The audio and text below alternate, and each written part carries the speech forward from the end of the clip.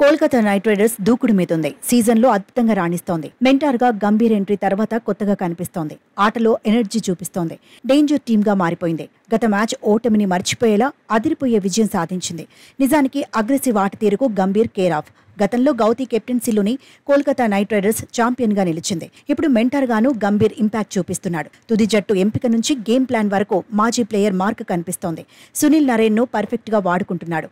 ఓపెనర్గా బరిలో దింపి మెరుగైన ఫలితాలు సాధిస్తున్నాడు. ఎప్పటికప్పుడు జట్టులో స్ఫూర్తి నింపుతున్నాడు. దీంతో కేకేఆర్ హాట్ ఫేవరెట్గా మారిపోయింది. తాజాగా ఢిల్లీ క్యాపిటల్స్తో మ్యాచ్లో కేకేఆర్ తగ్గేదే లేదన్నట్టుగా ఆడేసింది. ఈడెన్ గార్డెన్స్లో తొలుత బ్యాటింగ్ చేసిన డీసీని ఓ ఆట ఆడుకుంది. టాప్ ఆర్డర్ను షేక్ చేసి పడేసింది. పృథ్వీ షా 13 పరుగులకు అవుట్ అయ్యాడు.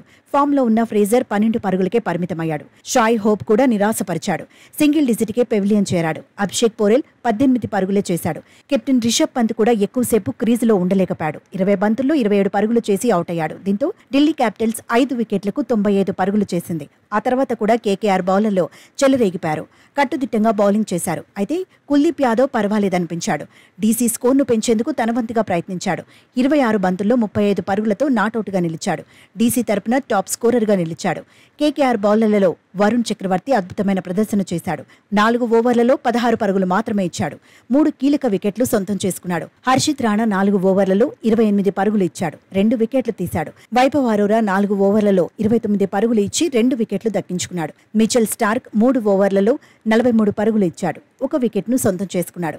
సునీల్ నరేన్ 4 ఓవర్లలో 24 పరుగులు ఇచ్చి 1 వికెట్ సాధించాడు. టార్గెట్ చిన్నదే కావడంతో కోల్కతా నైట్ రైడర్స్ స్వేచ్ఛగా ఆడింది. సాల్ట్ వీరకొట్టుడు కొట్టాడు. డీసీ బౌలర్లను ఉతికేశాడు. తొలి వికెట్కు 79 పరుగులు సాధించాక సునీల్ నరేన్ అవుట్ అయ్యాడు. నరేన్ 15 పరుగులు సాధించాడు. 33 బంతుల్లో 68 పరుగులు చేశాక సాల్ట్ పెవిలియన్ చేరాడు. 1 డౌన్లో వచ్చిన రింకు సింగ్ 11 పరుగులకు పరిమితమయ్యాడు. ఆ తర్వాత శ్రేయస్ అయ్యర్, వెంకటేష్ అయ్యర్ కూల్గా ఆడేశారు. మరో వికెట్ పడకుండా టార్గెట్ను ఫినిష్ చేశారు.